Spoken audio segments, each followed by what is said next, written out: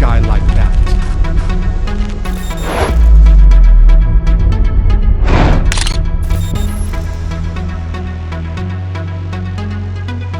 Here's another answer to a tough theological question for you. This week I had the honor of traveling to Washington, D.C. and speaking with students from all across America at what's called Student Leadership University. If you've not heard of it, go check it out. I love these folks and what they stand for. I spoke to them on one day and then I stuck around to the next morning and answered some questions, but there were several questions that came in that we just didn't get a chance to answer live in the room.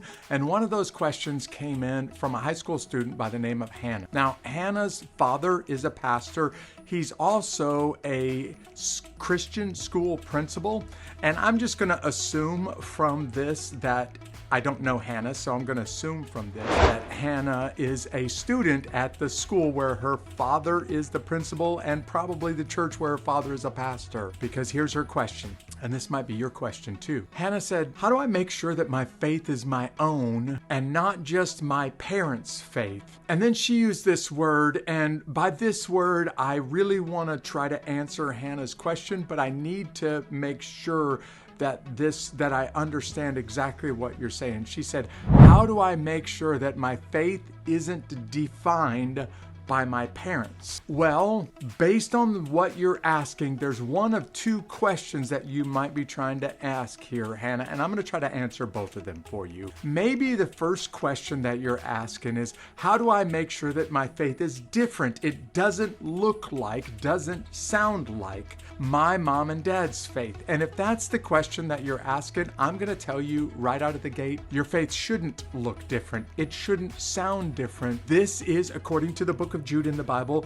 the faith once for all delivered to the saints, meaning all saints of God have the same faith and should be to some degree defined by the same faith. It's the definition of faith, not the definition of the person that I'm referring to. And that one faith is not supposed to change over the centuries. But if, on the other hand, you mean by this, how do I make sure that people recognize my faith and not just that I'm the daughter of a man or a woman, my mom and dad's faith, then this is a even more important question. You see, Hannah, everybody's faith has to be individual. It has to be entirely unique to you, meaning no one can force their faith inside the soul of another human being. A parent has a responsibility to a holy God to try to influence their children's faith, to live in such a way that their children become absolutely convinced that what mom and dad believe is real, and it's real because I've seen how real it is to mom and dad,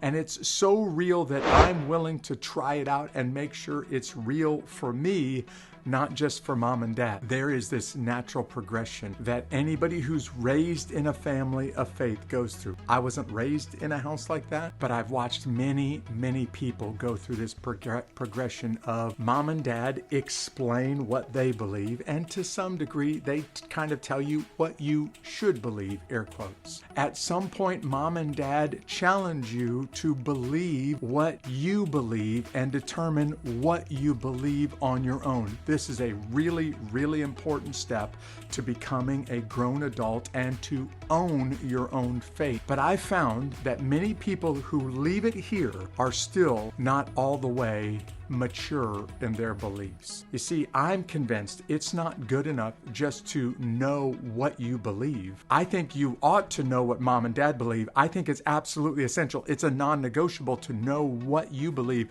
But the step that you're missing is to know why you believe what you believe. Mom and dad can help you understand why they believe what they believe, and learning why they believe what they believe may help you understand what you believe, but it might not answer the question, why do you believe it? Ultimately, faith is not a set of intellectual facts that you accept to be true.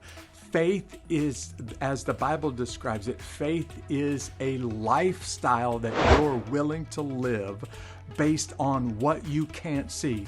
Read Hebrews chapter 11, verse 1. Faith is about taking a step into the unknown, even when you can't see it, and believing that something is real even before you've been able to know conclusively that it's real, to know in your heart before you're able to see with your eyes. And mom and dad can't do that for you. But I want to point you, Hannah, to the bajillion times, that's not an actual number because it doesn't actually exist in mathematical formulas, but the bajillion times that the Bible refers to the faith of Abraham, Isaac, and Jacob. Did you notice what the Bible is doing here? It's talking about Abraham's faith separately. It's talking about Isaac's faith separately. It's talking about Jacob's faith separately, but it's also saying that Isaac was influenced by Abraham and Jacob was influenced by Isaac and Abraham. And eventually Jacob's faith became Jacob's faith and Isaac's faith became Isaac's faith, but Abraham had a role to play. Isaac had a role to play in those faiths, but it was still Jacob's faith. It was still Isaac's faith. And every time you see this phrase in the Bible, Hannah, I want you to think about this heritage of faith. Abraham believed. He helped Isaac understand what he believed and maybe even why Abraham believed it. But at some point, Isaac had to decide what he believes. And then Isaac helped Jacob understand what he believes. But at some point, Jacob had to ask the question, do I believe what my dad and granddad believe? And if I do believe it, why do I believe it? And Hannah, my challenge to you, my challenge to everybody watching this video is to first determine, what do you believe? That's something that only you can determine. Nobody else on the planet can determine that for you. But my argument from this video is it's not good enough just to figure out what you believe, Hannah. You need to figure out why you believe what you believe. And now I'm going to talk to everybody, not just Hannah. You really don't believe it until you're willing to take a step into the unknown and live your life based on what you claim to believe. That's why I'm answering this question for you, Hannah, because I think it's so important. Every single person watching it needs to hear this answer. And when you read the names, the faith of, or the God of Abraham, Isaac, and Jacob in the Bible, I want you to think about this heritage of faith where they had to figure out, what does my dad believe? Why does my dad believe it? What do I believe? But don't stop there. Why do I believe it? And then take the step that faith demands and start living out what you believe and why you believe it. So thanks for asking a really important question. See you around. I can work with a guy like